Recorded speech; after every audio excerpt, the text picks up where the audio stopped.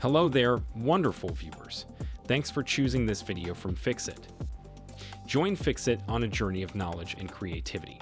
Today, I will show you how to undo and redo on the Notes app. Remember to subscribe and click the bell icon so you don't miss any Fixit magic. Let's get started. First of all, open Notes app. The three-finger tap is probably the easiest method to undo changes on your Notes app. If you use your three fingers together to tap on the screen, it will show you a small floating bar on the top where you'll see both the undo and redo buttons.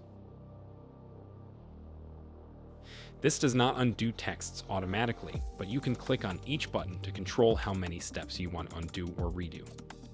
Alternatively, you can also swipe on the screen from right to left with three fingers to automatically undo the changes you've made. Then do the opposite to redo your changes. This time swipe from left to right on your screen. If you keep on doing it multiple times, then you can undo or redo more of the previous actions. Another popular method is shaking your iPhone until the dialog undo typing pops up. When the dialog box appears, you can either choose undo or redo typing, depending on what action you need. If you don't see any dialog box after shaking your iPhone, it's possible that you haven't enabled this feature yet. To activate this feature, go to Settings.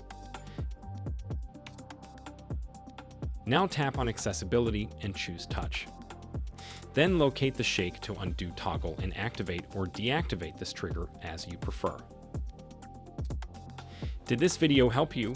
Comment below if I fixed your problem. Hit the subscribe button for more tutorials. Your input fuels us. Comment something below you would like to see fixed.